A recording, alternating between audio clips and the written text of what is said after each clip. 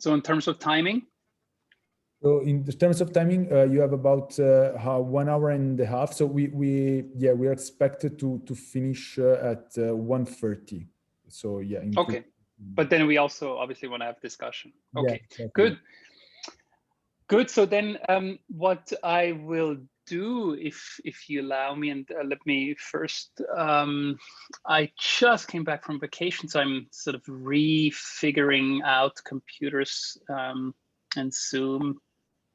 This is my first Zoom call since 3.5 weeks. Here's the share screen button, voila.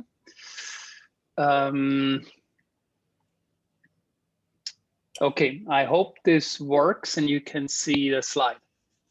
Yeah. Okay, so again, thanks for the invitation. This is a really cool summer school.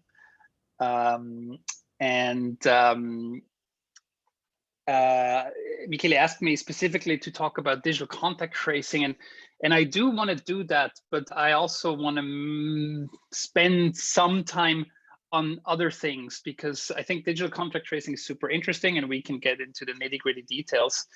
But I want to show a bit also about other projects that I'm working on that have actually nothing to do with contact tracing or even infectious diseases. But the reason I want to show them is actually mostly because of the approaches, not because of any scientific particular results or anything like that, but because of the approaches.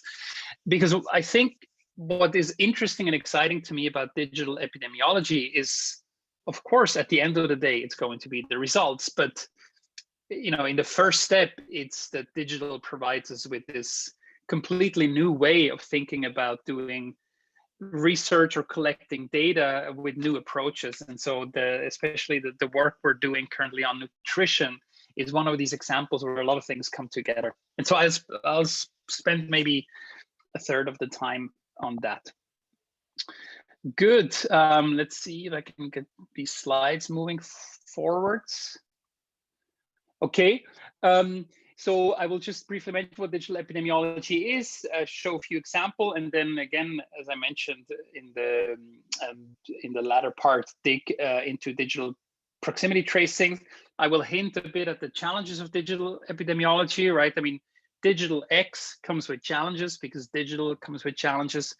I just don't want to, give the impression that I'm somehow not aware of these challenges. It's just, right, we have limited amounts of times, and I'd rather talk about the opportunities, but happy to discuss any sort of challenges towards the end.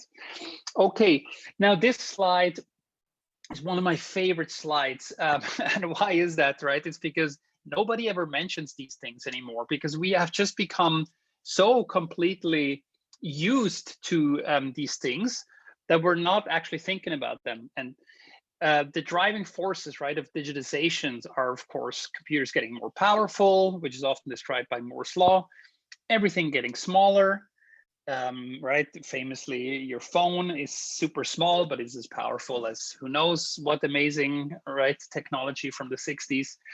And then, of course, everything is getting connected. And all of these things, right, we just take for granted. It's just so normal. You add on that now the fact that these things created all kinds of data, which then sort of managed to kickstart really a sort of new AI summer, if you will. And that's also super important, is driving a lot of change. But it's the underlying infrastructure is things getting smaller, faster, and more connected. And the reason why I'm mentioning this is not to say I'm old and I want young people to remember that, but it's because I want to say, actually, these processes, right, are still ongoing. And that's somehow often lost in the discussion. Oftentimes, and I guess it's a human trait, when we think about the development, we think about it today, and for some reason we think today is finished. And of course, that's not true. But it's just something that's really been brought home to me also last year and this year to some extent, in the context of all these discussions about digitization and COVID showing in many countries that digitization wasn't really taken seriously and so on. And now everybody wants to catch up, but this sort of acting as if that catching up was somehow enough.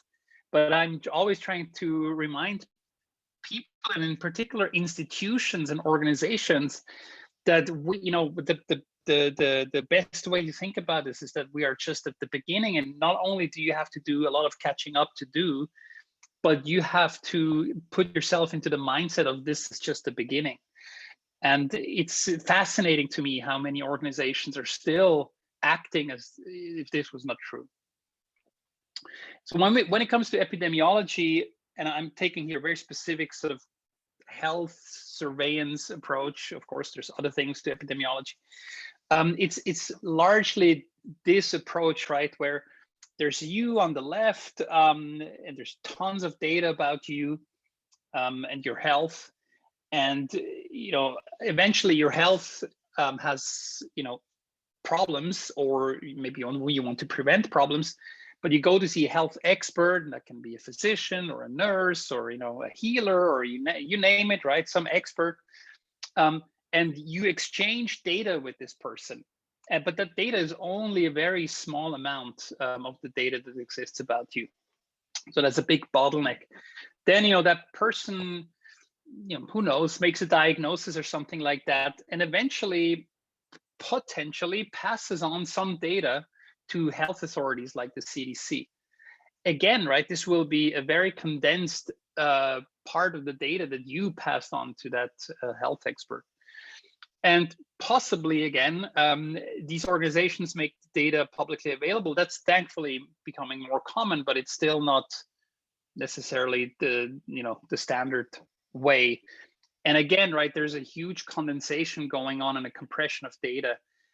So I showed here at the bottom of the screen, right, gigabytes, megabytes, kilobytes, bytes. I think this is roughly true, right? There's probably gigabytes of data about you. It's possibly more, terabytes, who knows, but lots of bytes. And then when you go to a physician or so, usually you transmit megabytes of data, right? Maybe some images, right, if it gets really serious, and things like that. And if any data is passed on to health authorities, it's usually documents, right, summaries, reports, so kilobytes. And then again, when the organizations, institutions share data with academia or with the public, then it's even more condensed, and the data about you is probably bytes or parts of bytes. So it's huge bottleneck. And in what we've lived through, right, in the past now almost 15 years, right, with the rise of smartphones and social networks and so on, is just that this whole thing has been completely put on its head, and everyone's collecting and sharing data with each other, or with other organizations, or with other people, or with other applications, or what have you. And this, originally, I think most of us were exposed to this through things like Facebook or Twitter, but now there's gazillion different types of sharing information, and it's of course not just text and images, it's all kinds of data, including biological data. And so all of this data now exists in one way or another. Things like my DNA sequence, my microbiome data, location data, activity data, and so on. I mean, I'm sure you talk a lot about these things in the summer school as well. Food data, I'll be coming to that, emotional data, health histories, if you have an electronic health record, and so on. And all of that is accessible to you, typically through an app. And doesn't matter whether data is stored physically on your phone for most purposes, or whether it's in the cloud. But the data can then be made available through APIs. And again, right, there's different ways that this can be done technically. I mean, you can share it through the cloud, or it's maybe shared on the phone with other apps through things like Google Health or Apple. The APIs on the operating systems, and then third parties can use that data as well. And that's an amazing transformation, right? Because you're collecting all of this data about you, and millions of people are doing this, potentially hundreds of millions. One day it will be billions, and they're sharing the data. And so at some point, right, there will be applications that have access to hundreds of millions of patient data. And by patient data, I don't just mean, the thing that happened in the hospital, but year-long data about their health status on all these accounts here that I'm mentioning. And you can imagine, right, that there's potentially very interesting things that one can do from a health perspective. And yeah, the patient will see you now is still, I think, one of the best phrases I heard about this flip book title by Eric Topol that sort of, yeah, flips around a little bit this patient-physician model. So when we think about epidemiology, right, many times people have asked for a definition, which is something I don't like if it's verbally, because you use words and those words also need definitions. It's kind of Wittgensteinian hell. But we have to stick to words, and so originally, right, people just thought, well, that's just epidemiology with digital data.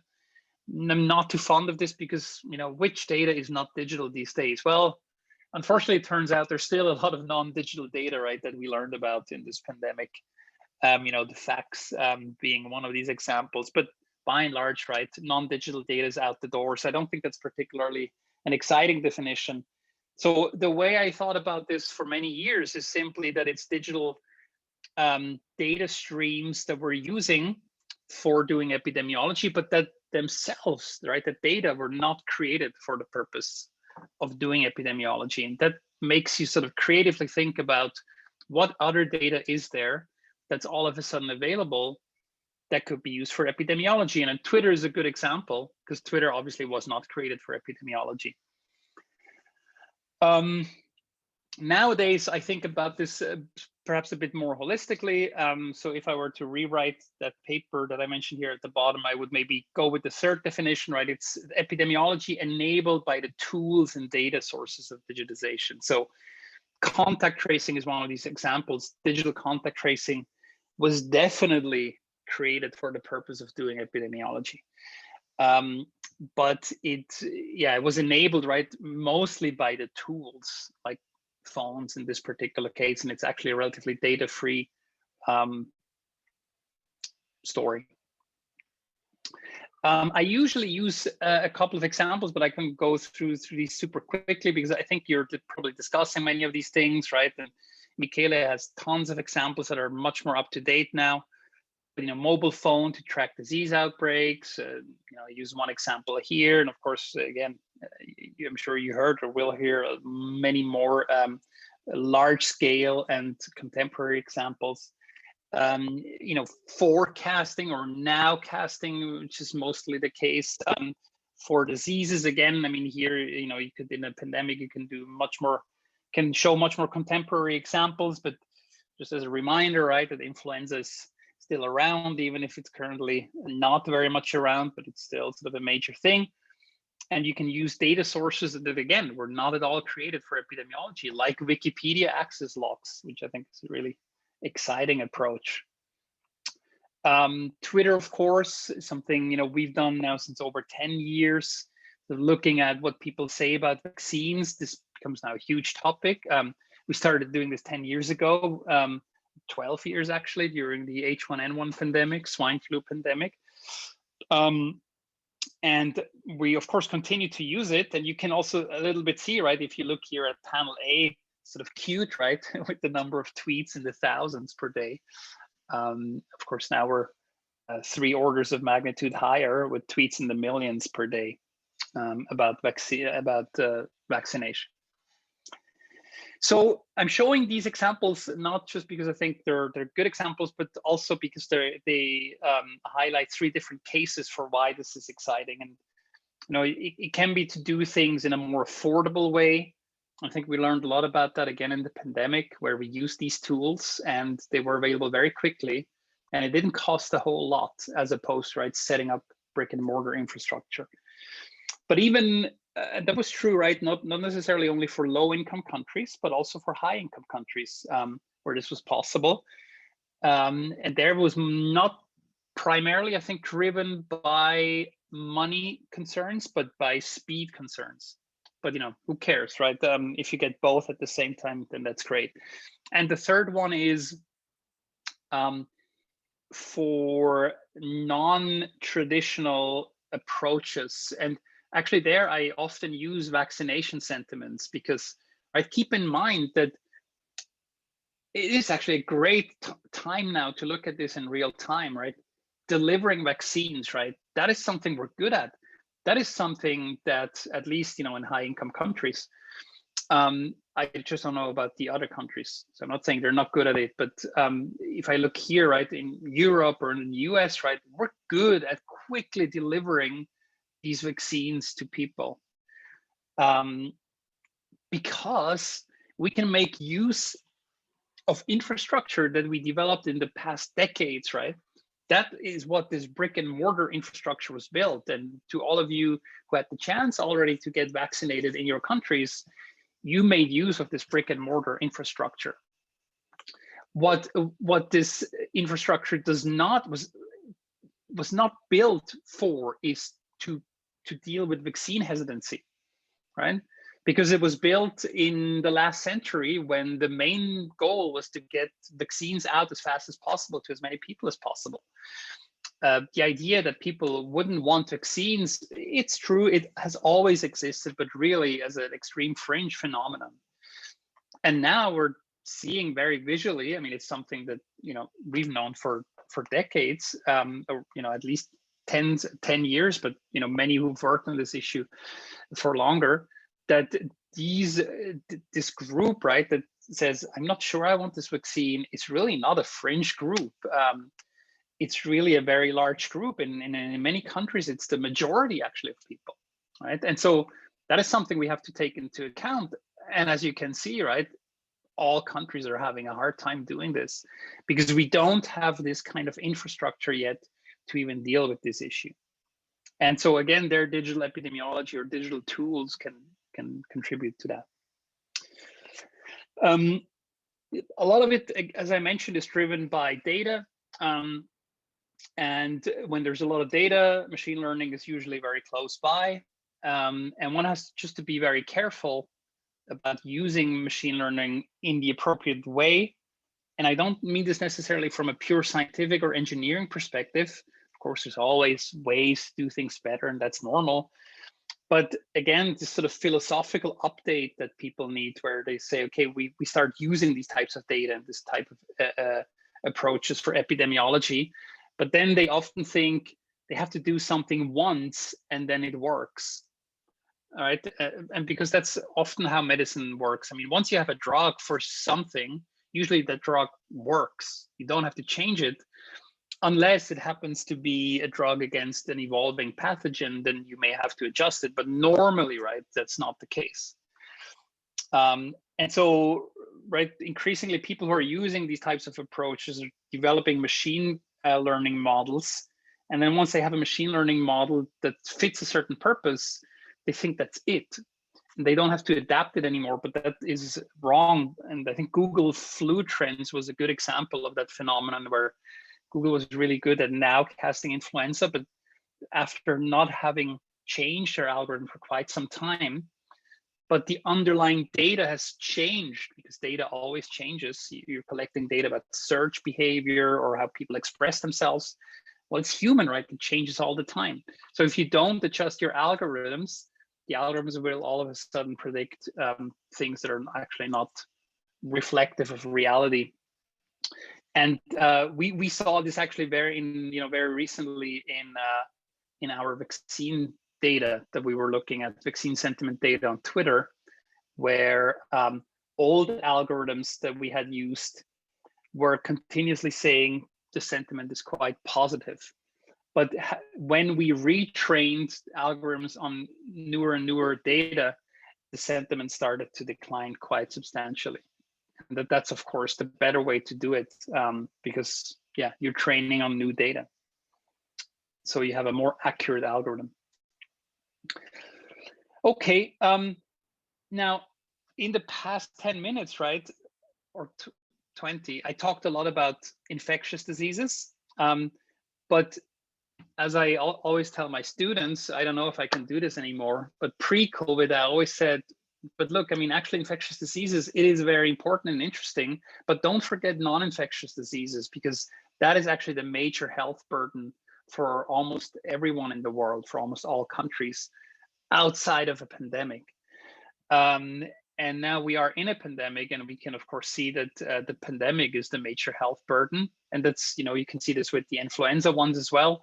But once that is over, again, right, non-infectious diseases will be the major health burdens. Non-communicable diseases, metabolic diseases, obesity, heart diseases, things like that. And nutrition, of course, is a major contributor, but very little is known about its role. And I've gotten very interested in it. And as an infectious disease epidemiologist who comes from very quantitative background and thinking in terms of models, right, I was quite amazed that actually by and large doesn't exist, and that the data source for almost everything is pretty coarse, right, to put it mildly. So we started working on this, also inspired by a few other groups in the world, and we started our own cohort, which is called Food and You, which is currently running in Switzerland, but will soon start in Germany. I'm showing here the German version, but it exists in English and in French. And basically you track your food with an app that we developed. You measure glucose with a sensor, you get your microbiome sequenced, we measure activity data and so on. It's a type of digital cohort that I'm quite excited about because I think it's the future of health cohorts. But I don't want to go into the details of this. What I want to focus briefly on is this app that we developed. Because the way it works is actually quite interesting, I think. Obviously, I'm biased, but I think it's maybe a model for other things to come as well in the future.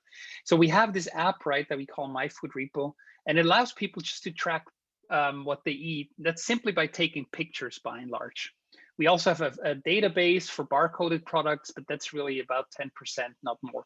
The rest is just pictures, right? You have a plate, right, of whatever, whatever you ate, right, this morning. Imagine, right, you took pictures of that. And so we then take that picture and we send it to an algorithm, image recognition algorithm that we task, right, to tell us what's on this picture. And of course, that still gets it wrong quite often because food is very complex. So before we do anything with it, we show it to an annotator on our platform here at the bottom right. They can say, well, this is good, or they can say, no, this is actually not the correct annotation, so I have to fix it. And then they validate it, and now that information goes on the phone of the user. And over time, you're collecting this really detailed picture, both temporally and of course nutritionally, about the food behavior of a person. And this is what we're doing, right? And as I mentioned, most of the data input here is through picture taking. It's probably now more in the order of 90%. And then the image data is segmented and classified by these deep learning algorithms. So we now have a bunch of studies that are starting to use this. I'm excited about launching this also in the US soon. That's not so important. So what it looks like is also not that important, but you just see, right, you get a list and then you can do all kinds of stats and fancy graphs and so on. And you have a annotator interface with the food. And again, right here, you see segmentation, right? In this particular case of beans, and you need to figure out, okay, what is what and how much and so on. And so what we're doing, and that's really the main point here, is we're actually asking users to opt in to public data sharing, because our assessment of the situation is that this tool is eventually as good, and especially, right, if other cohorts want to use it, it has to be a good tool. This is as good as the algorithms behind it. And we can train some food recognition algorithms, but we're not machine learning experts, right? I mean, we know how to do it, but we're not the top people in this world for doing machine learning. And so maybe let's not try to compete on that, right? So let's rather ask people whether we can make their data that we then also annotate publicly, and then ask the crowd to come up with better algorithms. And that's very important because, right, everybody needs data to train better algorithms, and food data on the internet is just a joke because, when you Google food, this is what you get, right? I mean, granted, this is food, but it's not what people eat, right, on a daily basis. Even if you force Google and say, give me regular food, right, just like this, I mean, admittedly, there are some images here that look more realistic, but the top row, right, you can already forget. And this is, of course, because food images are always fake, right? It's sort of the Instagram world where you take a picture if it's really beautiful and then you share it with it. But the reality of food is this, right? These are images that we're getting through the app. This is very ugly, right? I'm sure it's delicious, and maybe one of the plates here is even from me because I use it regularly. But it's just not something you would put on the internet. But this is the reality.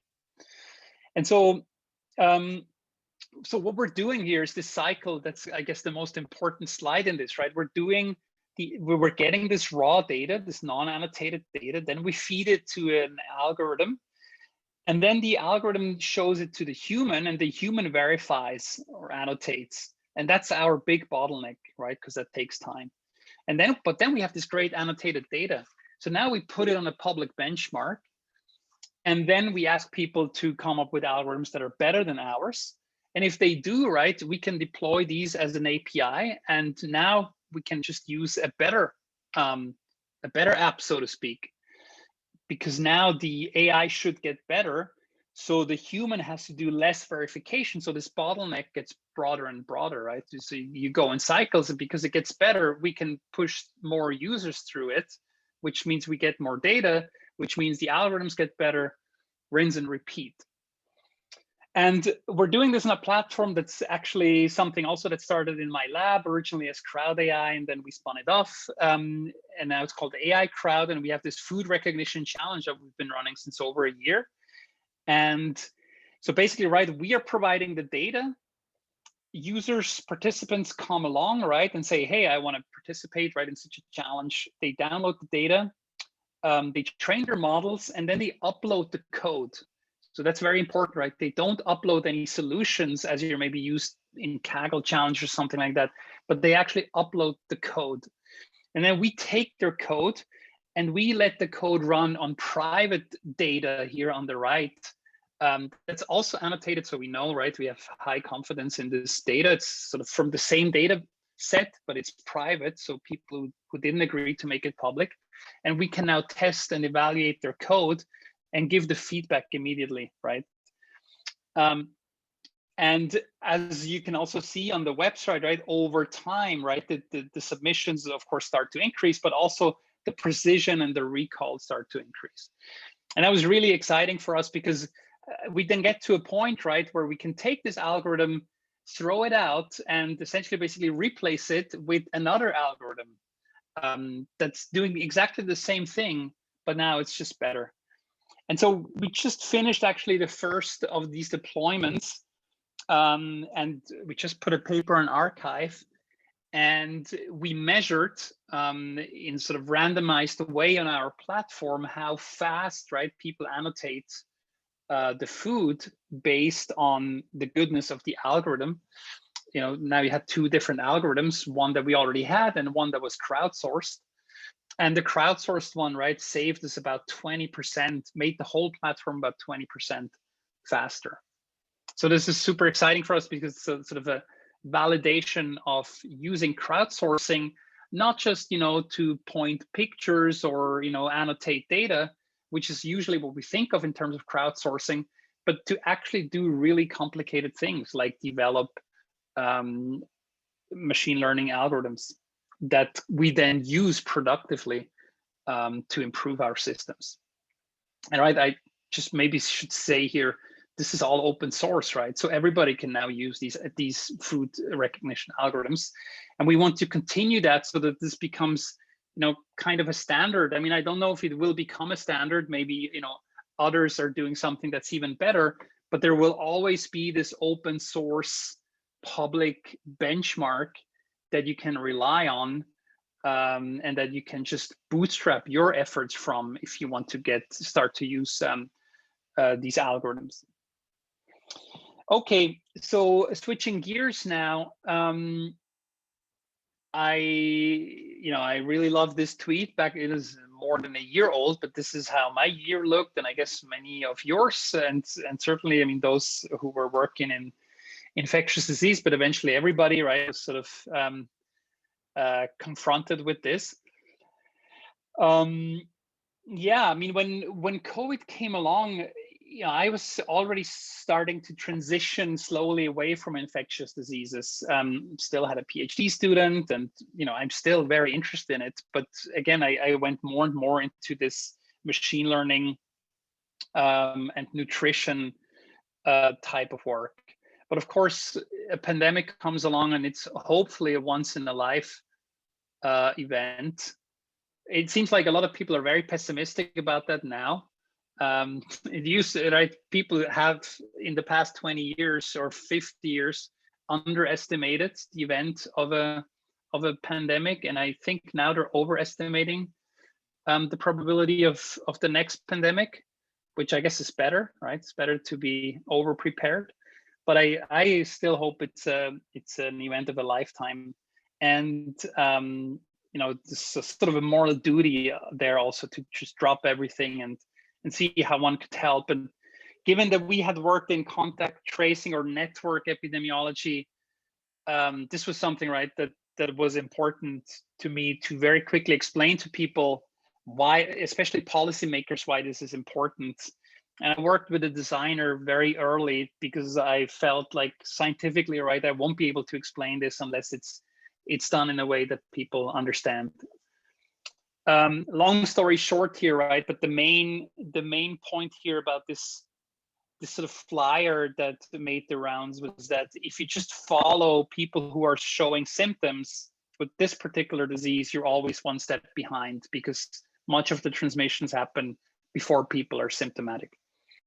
And that's why we need to find the contacts of people who are now symptomatic, because those are now asymptomatic but potentially spreading the disease. And if we catch them, then we can keep this thing under control. And by under control, right, I don't necessarily mean eliminate, but famously keeping the curve flat as much as possible. This is just another way of showing this. I'm still surprised how many people also in the policymaking field still don't get this, right? Still think just focusing on symptomatic cases is good enough.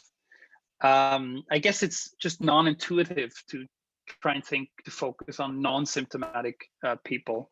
It's not what they're used to in infectious disease, but it's actually quite common. So here's another way that I showed it, right? I said, okay, look, here's someone that's infectious, but they don't have any symptoms anymore. A bit later, they do get sick, right? And still infectious, of course, but they have already infected others that are now infectious. So if you just go after them and put them in isolation, well, okay, that's great, right? But the fire has already spread, and very quickly, right, this thing will burn through your population. So what you need to do is you need to put these others in quarantine as well. And the trick is to find them because they don't show symptoms anymore. So we came up with this model of using technology to support this process. And I'm saying support here because that was one of the biggest disappointments is the wrong word, but biggest surprises, right? That you wanted to bring technology to do something good, and you're immediately confronted with tech solutionism and all these kinds of criticisms, that you're just a tech bro that's just trying to use their tech for everything, right? And you have no clue what you're talking about. But we can maybe discuss this towards the end.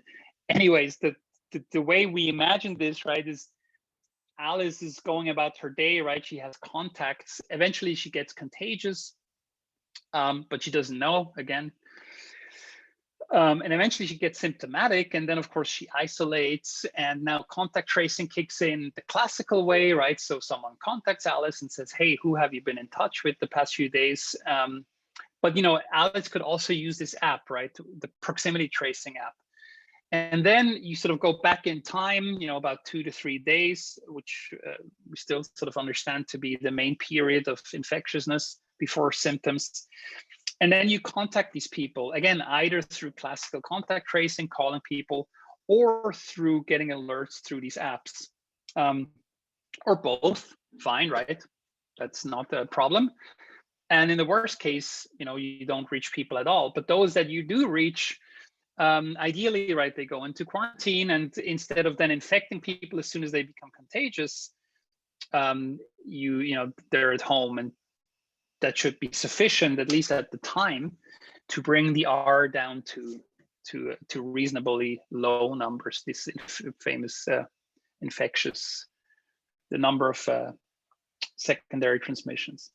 And there was, right, also some science done around this very early on by Chris Fraser's group, showing, right, that this could in principle work. But this was at a time, right, where there were no apps, where there was certainly no operating system support for this stuff, and no data, right?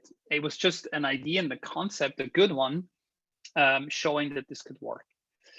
So we proposed a protocol, a technical protocol, to do this in a privacy-preserving way, because we were very quickly concerned about this technology, being helpful, but opening the door for a lot of abusive potential. So we wanted to make sure that this would be done in a privacy-preserving way, and so that's why we proposed a model that would be privacy-preserving. And here's how it works. So you have a phone, right? The phone broadcasts its identity. Of course, it does that in reality in much more complicated, ephemeral ways and rotating IDs, what have you. But we don't need to go into crypto details. The point is that the phone broadcasts its presence or its proximity to another phone, and then they make a record, right, locally of that interaction if necessary. And then over time, you do this multiple times, and right over time, you sort of have a logbook, if you will, of phones that were in proximity, and proximity just being defined as sufficient for an infectious disease transmission. And again, right, there were all kinds of processes built in to make sure that stays privacy preserving as well, right? Continuously deleting the data, ephemeral IDs, everything on the device, and so on. Open source code, et cetera, et cetera. So now the big debate came about what to do once somebody gets infected, right? Once somebody gets sick, makes a test, has a positive result. What do you do, right? And there were two major proposals on the table, by and large. One, what is now known as the central model, and the other as the decentral model, which is what eventually became, I think, more popular. The central model said, okay, once this person becomes, is known to be positive, we ask them basically to upload that logbook, right, of B, C, and D, again, of course, in ephemeral IDs, but to the central server. And then we know, okay, we need to contact B, C, and D, right? We need to alert them. And that's great, right? That seems efficient, and it is efficient, right, undoubtedly. But a central server would now know that A had contact with B, C, and D, right? And so over time, you can actually derive contact network, which, to me as a network scientist is fantastic, right? Super interesting research data. But from a privacy preservation point, that really fills me with a lot of dread, because that data can be used for all kinds of purposes, right? If you know who was with whom and when, right? That's very, very sensitive information. And also in particular, right, the users lose control over their data. I mean, they can eventually say, you know what, I'm going to delete this app. But if they have uploaded their information, well, it's gone. So we propose a decentral model, which isn't as efficient, but has better privacy properties. So the difference is that when this person A gets sick, you don't ask them to upload that they've been in touch with B, C, and D. You just upload that they are sick. So now the server knows, okay, A is sick. And we did not consider this, problematic information, because A had already gone to a testing center, had gotten tested, right? I mean, that data is already somehow in the system. But no contact data leaves the phone.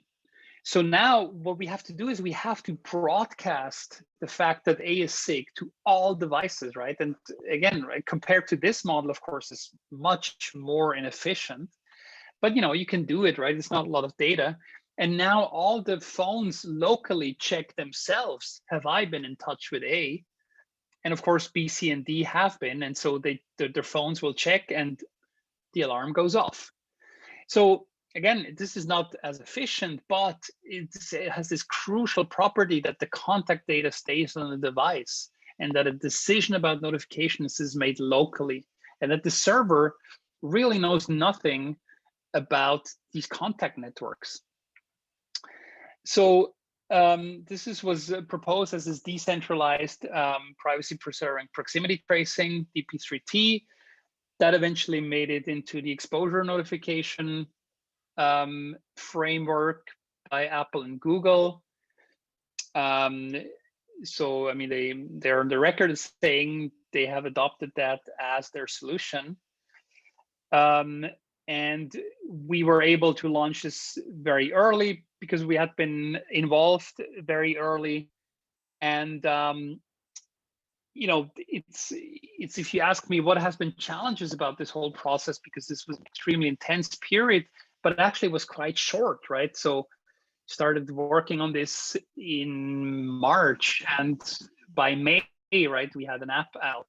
So in 2 months, right, a lot happened, from an idea to protocol to Apple and Google updating their operating systems to the government building an app.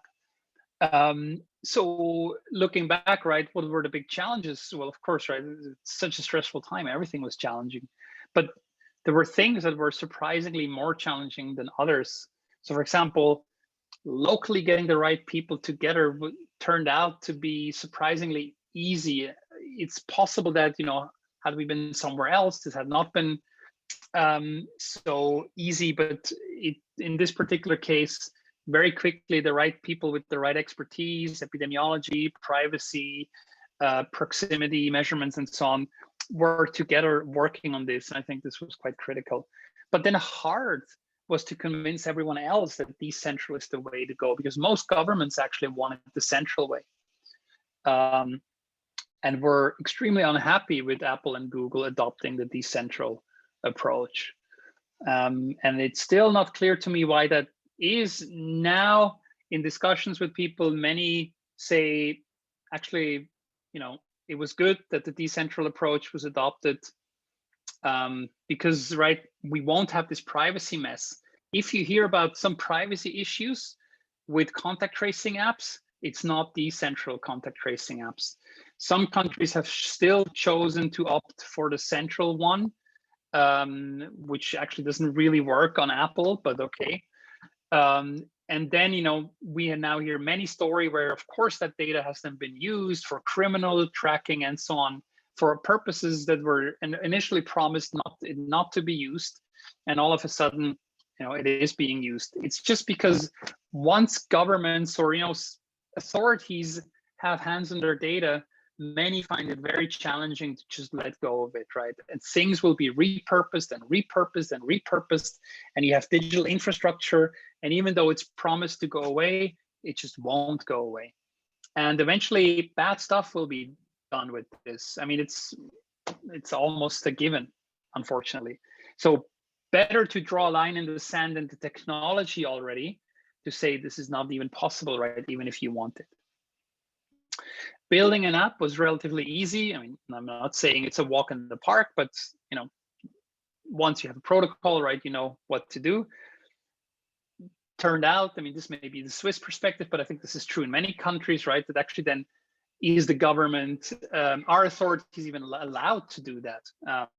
Is another question, and it delayed us a bit in the beginning. Making an app work technically, also relatively straightforward, of course, with all the problems around proximity tracing, but still, you know, you can measure things, you can improve things. But then actually the non-technical processes around it is what almost killed it in Switzerland, and certainly reduced its efficiency quite a bit. So for example, if you were positive and you wanted to let the app know, right, and say, okay, I'm now going to share this information with the network, well, you needed a code. And the reason why we wanted you to need a code is so that, you know, we wanted to avoid trolls, right, to just flood the systems with fake alerts. So we wanted to make sure that they actually have a verified positive test. So the test centers had to give out codes. And that just took forever, right? I mean, sometimes took a week And if you learned anything right about contact tracing for COVID, is that every day matters, right? Every hour even matters, because this thing is going so fast, and you want to find people before they even get infectious. So losing days is an absolute killer, right, for efficiency. So to this day, this is a hard problem in Switzerland, and it's I think I've heard stories from other countries as well. I can't say much about it, but I know that it's a problem here. And it really made me quite concerned about the digital readiness, also just on a public health level, but even on a broader policy and governmental perspective. And I'm now doing a lot of work to make sure that that's not the case anymore. Does it work? Yes. So again, we had data from Switzerland. It's not very large and not very good, because again, we had these problems with the efficiency of the non-technical processes. But we now know that we have speed gains of 1 to 2 days compared to traditional contact tracing, which is a lot, right? Which can be exactly that important window. We know it's comparable to traditional contact tracing. The strongest data comes out of the UK, where every 1% app usage prevented 1 to 2% of cases, right? And you just have to let that sink in and think about, what would have happened if 60, 70% would have used this app, right? And quarantined. We could have actually gotten this thing under control, at least, temporarily. And in their particular paper, which I have here, right, the Fraser paper, the results, not the original model, showed that around 600,000 cases were prevented in the second wave. We have some data again also from Switzerland, but it's nowhere near as good, because it was only it was before the second wave, when case numbers were still very low. So yeah, that's a little bit it. I could go into many details, but I want to make it interesting for me as well. And the most interesting part is always the discussion. So I think we should open for discussions now. Thank you, Marcel. Thanks a lot for a very insightful presentation.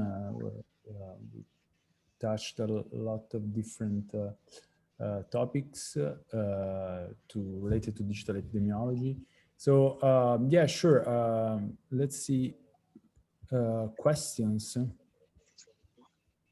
Yeah, we have already one question in the chat. I don't know if you can see the chat, but I can also. Yep, I can see it. Yeah. How can we be sure that we are not causing a harm with these new data collection methods, since we might be exposing info regarding people that was not previously available? Yeah, so I mean, as I mentioned, right, we can. I mean, being sure is a tall order, right? I would say we can try to prevent it as much as possible. And I think that the decentralized approach now, for the example of digital contact tracing, you will have to take any one application and look at it in detail. With the respect to the digital contact tracing apps, this is exactly what we try to do, right? We try to build technology that wouldn't expose this information technically, right? Not because anyone would then go and say, I promise you to not misuse that data, because I don't believe these promises, right? I just don't anymore. So I want to make sure, right, that promise has to come from the technology itself. And of course, that's hard to verify, but at least, right, if you do things in an open source way, which is a condition on that notion, then people can actually check, right? And then if it's not privacy preserving, it can be a big scandal. And that happened in some places. So for example, we're seeing this at the moment, but we're sort of now looking at digital contact tracing version 2, where it's not just about proximity, because we now understand the importance of aerosolized transmission. And so just being in the same location can also be a risk factor, not just being close. And so we developed also a protocol for what we call presence tracing, right? Where you go to a place, you scan a QR code, someone else goes to that same place, scans a QR code. You may not be in proximity, but you've been in the same room for a long time. And so can you do this in a privacy preserving way as well? It turns out yes, but it turns out that the vast majority of applications that are out there are not doing this in a privacy preserving way. In Germany, famously, it's this Luca app, but I've seen other discussions as well that often come from the private sector that make it very useful and usable, and but it's not privacy preserving, because building stuff in a privacy preserving way is possible, but it's always way more complicated.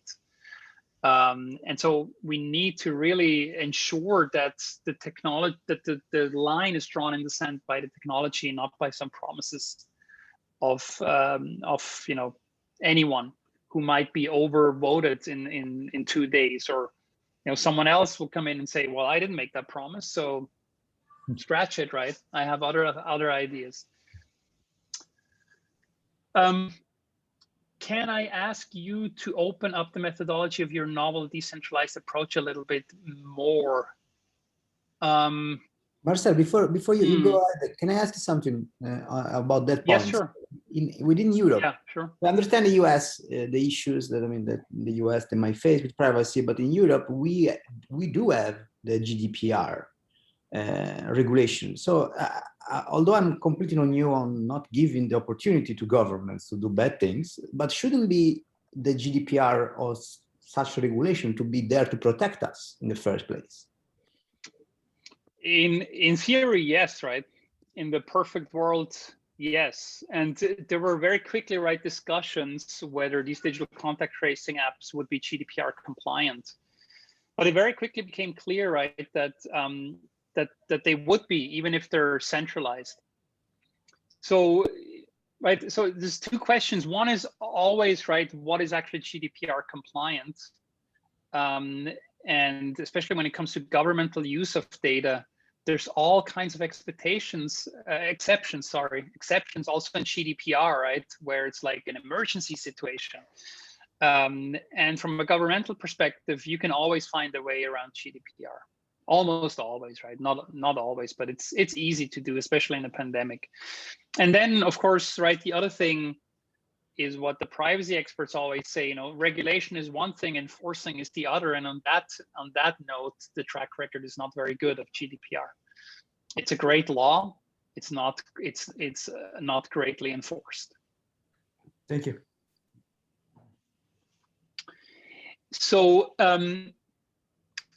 if the person could maybe quickly clarify what they mean about opening up the methodology of the decentralized approach. I'm not quite sure what is being asked. Yeah, sorry. So I was just trying to ask you to talk more about on these two slides when you compare this centralized approach in digital tracing and the decentralized, localized one. So maybe can you talk more about the differences between the two in terms of how you make decisions in this localized setting? Okay, so I mean the decision algorithms about whether or not given an exposure, right, to make an alert, that can be done in different ways, whether you use decentralized or centralized. I mean, right, all apps, I think all European apps with the exception of the French one, use the decentralized approach. Italy used an app, UK used an app, Germany used an app, Estonia, I mean, tons of countries, right? But everybody handled their decision-making algorithm a little bit differently, right? So this framework did not specify, at this level you must trigger an alert. It's just specified what are the variables you have, right? Well, signal, right? It was mostly a question of signal decay, because this was a Bluetooth measurement, right? Timestamps and things like that. And then you can make a decision about, what are the parameters that are necessary for you to trigger an alert. In Switzerland, we used a very simplistic approach. Germany had a much more complicated approach. The UK eventually used, Kalman filters and all kinds of fancy things. And I think that's great, right? We should over time learn from each other and come to a good consensus of what the best approach is. But really, the only key difference between decentralized and centralized is, in one case, you're sending this data, this contact data with all the corresponding parameters to a central server and let the central server make the decision. Whereas in the decentralized, you don't. You send the information that someone is sick, right? And then you let the network figure out locally each node, right? Should they trigger an alert or not? That's really the only major difference. Okay, in your opinion, what was the major reason for digital contact tracing not have helped worked much, at least in non-Asian countries?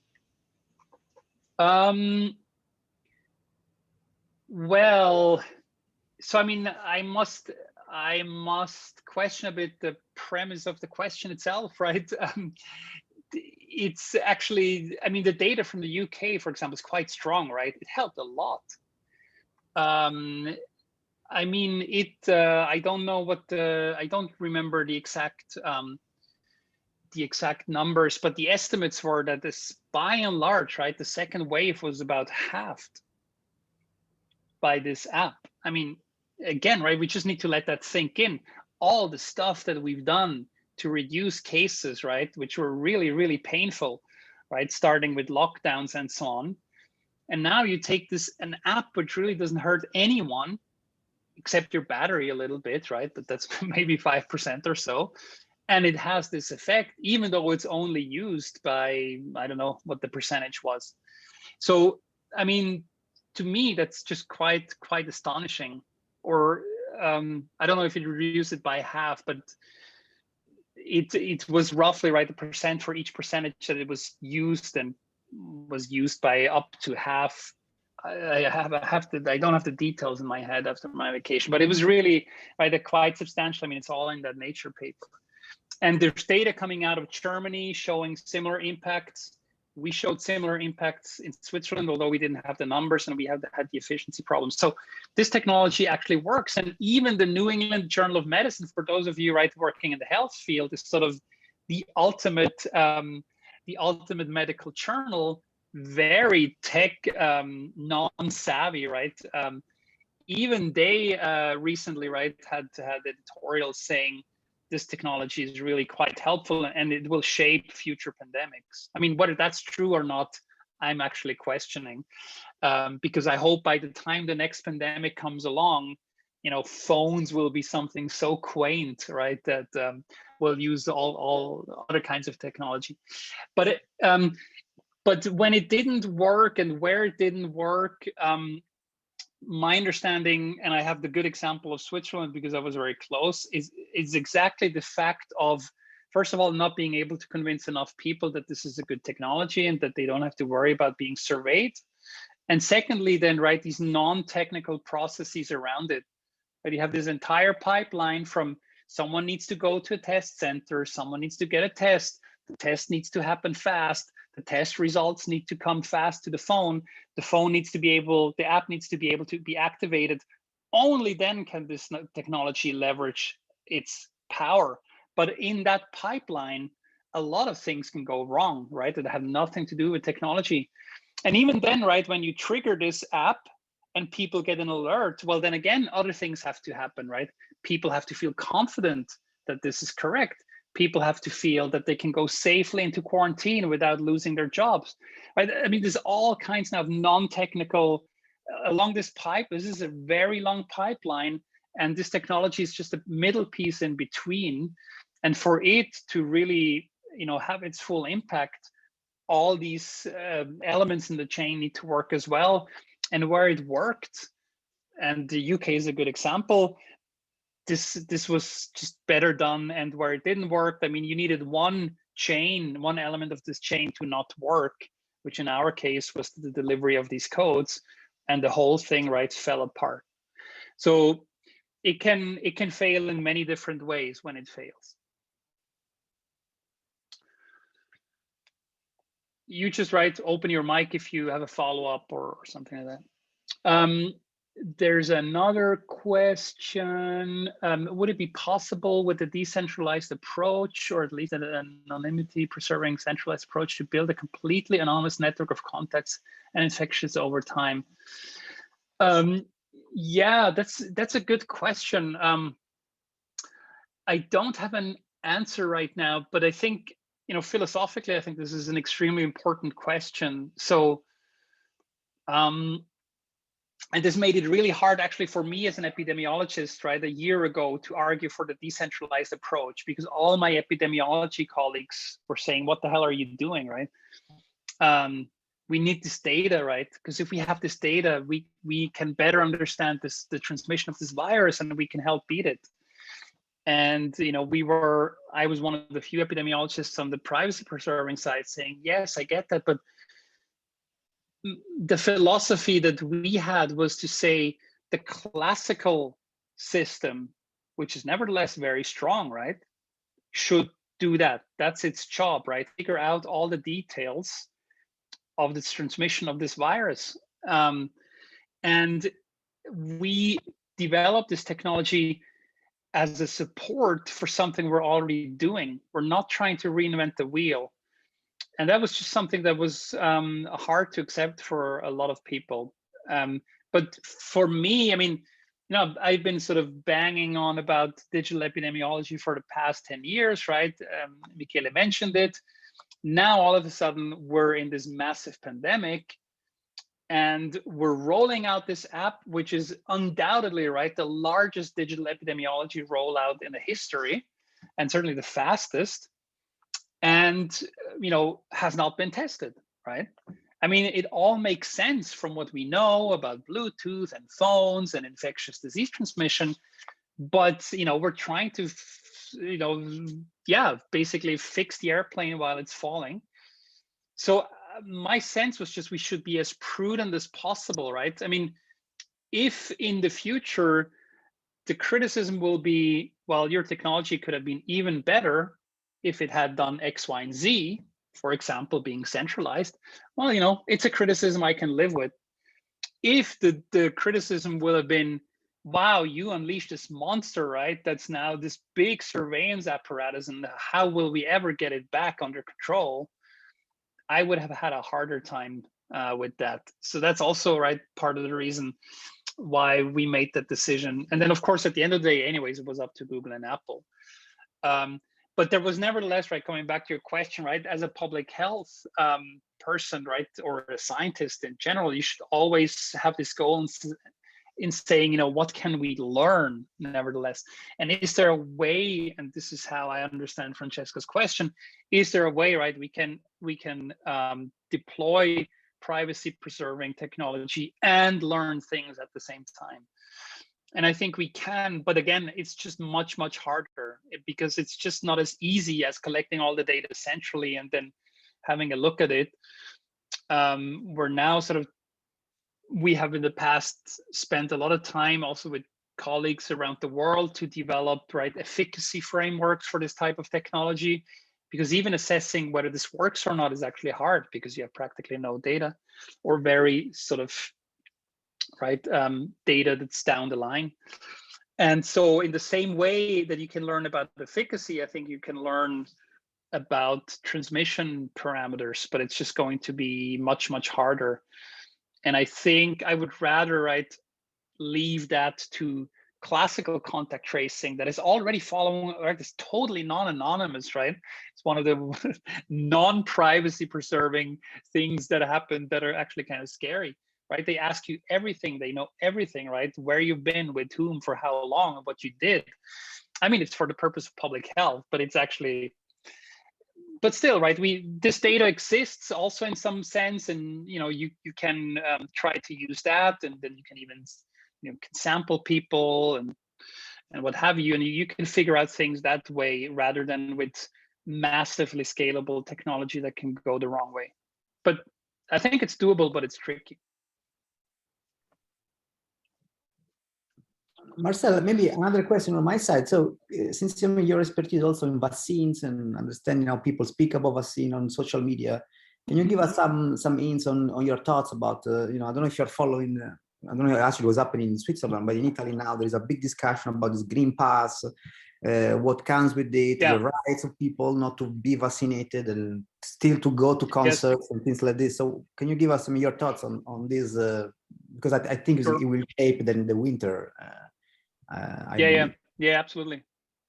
Yeah, so that's a good point. I mean, the vaccine discussions, I think, are everywhere somewhat similar, right? In the sense that you have the people that were just really waiting and running to get the vaccine. And then on the other side, you have those that will never get vaccinated, right? Whatever. And then you have this middle group that I think everyone is now trying to convince, right? The people on the fence. And if you look, right, so actually I'm a bit more optimistic than most people, because if you look at what kind of vaccination rates we get with other diseases, right, childhood diseases and so on, I mean, these are pretty high. It's just, yeah, you can't do it overnight. And that's of course the challenge here, because we kind of have to do it overnight with this in this pandemic. But now, right, you bring up this notion with this green pass, which now exists, and I got vaccinated in June, and a couple of days later got this vaccine pass. I mean, we're in Switzerland, but still, right, the EU accepted the Swiss one as well, because it's according to the EU regulations and so on. And so, yeah, I mean, so I'm torn. I have to be completely honest. On the one hand, I helped a little bit with the development of this application also in Switzerland, more on the sidelines this time, but still. But mainly for international collaboration, right? So, if you guys in Italy make some rules about this pass, that's your decisions, right? I accept that. And if I want to come to Italy, I have to play by your rules, right? If you in Turkey make some rules, if I come to your country, I have to play by these rules, right? And then I want to be able to have the right tools in my hand. And that's why I told my government, we need to build such a pass, right? Because other people will make rules on which we have no say, the vast majority of the world. And I want to be able to play by those rules. I can still make the decision to not go, but if I want to go, right, I want to have that liberty and that freedom. But when it comes to the use of that in my particular country, or yours, right, Nicola, if you're arguing on behalf of Italian policymakers or what have you, I'm much more torn, right? Because there I feel like I have a hard time, right? Even arguing why I'm worried, but I'm just worried about all of a sudden living in this society where I will have to show an app to go to some place. I mean, I completely get the epidemiological reasoning, right? It's really a no-brainer, but I just find it very hard to think about my neighbor. Maybe I want to go with him to a concert, and for some reason he doesn't want to get vaccinated. And I'm not going to call him crazy, right? Because he's my neighbor. I like him, right? Our kids play together. But now all of a sudden, you put this wedge between us and we cannot go to a concert, to a restaurant. This is crazy, right? I can't quite put my finger on it why that is, but I feel extremely at unease. And so in Switzerland, I'm saying very much, right? Look, I mean, internationally, I totally get this and I find it important, but nationally, I have huge issues with this, and it doesn't make me a lot of friends, because again, pretty much also, especially every epidemiologist just wants to use this, right? And wants to establish this at a very hardcore, right? To really force people to get vaccinated. But I'm extremely uneasy with it. Yeah. And a follow-up, maybe, sorry, Michele. So considering your expertise and what you saw on Twitter, especially for other type of vaccines, any suggestion how to convince our peers that are maybe on the fence to get vaccinated? Yeah, I mean, but I think there, right, many things are known from people who have studied vaccine hesitancy for many years or decades. There's a couple of things that you can do, right? So one is, right, always bring the physicians in.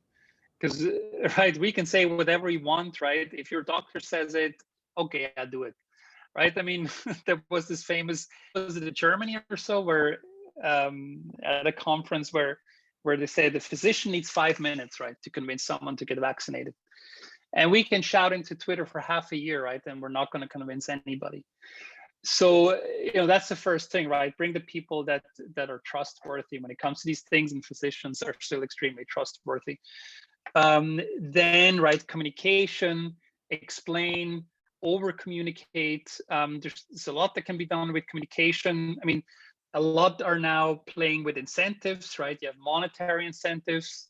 There's ethical questions, whether that's actually fair, right? But I think everybody's trying all of these things out. I mean, at the end of the day, it's a trust question, and you have to make it easy for people, and you have to make it, it has to come from a trustworthy source. The content is not important, right? This is something, right? This is something that we as scientists have a hugely hard time because we are all about the content, right? Form doesn't matter. Emotions don't matter. Nothing matters. Facts matter, right? This is how we have been brought up, and this is how science works. But science communication, right, or convincing people to do things, politics, right, is the exact opposite, which is why we're so bad at it, right? Because it's just about emotions, right? We wish it weren't, but it just is, right? You have to convince people, and people are, the vast majority of people are convinced if it feels right to them. And if we as a scientist come and say, you should take this vaccine, it's good for you, but it doesn't feel right to them, we have to step out of the way, right? And let people talk with them that can actually convince them. That, is what I think. Thank you.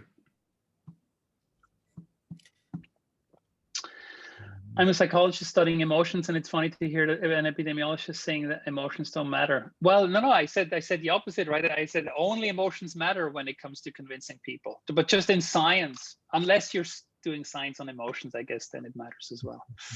But otherwise, right? I can't publish a paper and write to the editor, I'm so excited about this paper, you should publish this, right? I've never been so excited. Forget the facts, right? I'm just super happy. But it just doesn't work like that, unfortunately. Yeah, or fortunately. Yeah, there's already a lot of published papers just based on the fact that people are very happy of submitting the paper. Exactly. That would be a nice Twitter research, right? People always say, I'm so excited about this new archive preprint. Let's see if the retraction rate correlates with excitement, right? Okay, so thanks. I think we are towards the end of our time. I don't know if there are more questions. I only had the comment before, but just the fact that I agree on the fact that using I think you stress a very important point, the fact that using the Green Pass nationally, this idea, it's really polarizing. I mean, we see the polarization effect immediately. I mean, that when basically you and your neighbors get divided because of this choice. And here in Italy, we are really experiencing this, because until a few days ago, I mean, the few weeks ago, the vaccination debate was not so, so there was some anti-vaccine sentiment, but now it has become really polarizing among even people who say, yeah, I'm glad to be vaccinated, but I don't want to use this tool, and the effects are harder to control. So it's anyway, thanks so much, Marcel. I think it's been a great presentation and a great discussion at the end. Thanks a lot for your time. I think we can maybe take our break here. And well, of course, I mean, if there are more questions, we can also maybe forward them to you in case. Sure. Yeah, thanks again. And it was great having you here today. So we had a great start of the day. Thank you very much, Marcel. Thank you very much. Thank you. Yeah. Thank you very much, Marcel. And see you hopefully soon in IRL, right? in real life. Yeah, okay. Yeah. All right. Have a good day. Good. Take care. Take care. Bye-bye.